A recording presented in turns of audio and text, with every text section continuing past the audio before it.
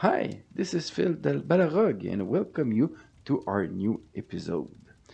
Today, I wanted to talk about learning how to block a charge. A lot of players come to see me and ask me, how can I improve? Often they have a good list build and they know all the basic of the game, but they don't know how to position and block a charge. Today, I'm going to show you three examples where the positioning make the opponent not able to charge you.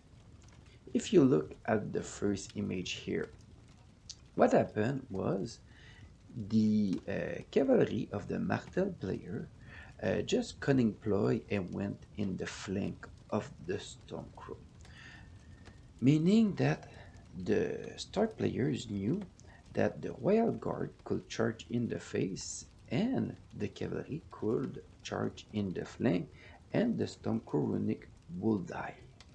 What the Stormcrow player did, what the Stark player did, is that he just moved his Stormcrow back and with an angle. What this make is now the cavalry cannot charge in the flank anymore, and the middle unit of the Stark is protected by a flank attack too. Meaning, if the Martel player wanted to charge the Stormcrow, only one of his unit can fit, because even if he want to 50-50, the Royal Guard will not have fit at the left because they will have overlapping the middle unit of the start. And like you see, you can go to the right because I put a tree and you see the tree is a little bit off the edge, meaning that the cavalry could not go on the side.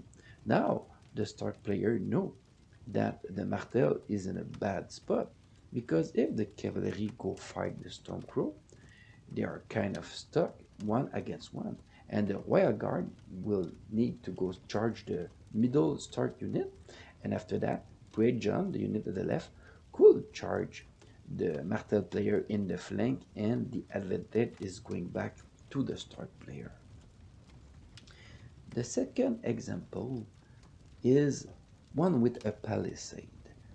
What we saw here was a Martel player ending his turn going forward because he wanted to go charge the Lannister cavalry. Then he took the horse and make a maneuver, making himself in a good distance to make a charge against the cavalry next turn. He wanted to take the cavalry out to kill the crossbow after that. The Lannister player start the round and take the horse for himself. He positioned himself that the unit of the Royal Guard is more in the face of the cavalry than in the flank, meaning that if they charge, they must charge in the face. But the Lannister player make that he cannot fit in the face because the palisade block 50-50 or 100%. The Martel player is stuck. He need to spend his activation to move away to be able to go in the flank of the cavalry, but that means that this turn the unit will do nothing. He is even just outside the 1 inch of the palisade, meaning that he cannot even destroy it. Then the Martel player talk about his plan. He said, okay, he played a cunning ploy and pushed his other unit with a big maneuver forward. Now we look, you see that he is in the flank of the cavalry, and he thought to himself, I'm gonna charge with my second unit. The Lannister player answered like this. He didn't want to charge the Royal Guard in the face. He knew that the turn after that, the other Royal Guard will come during the fight.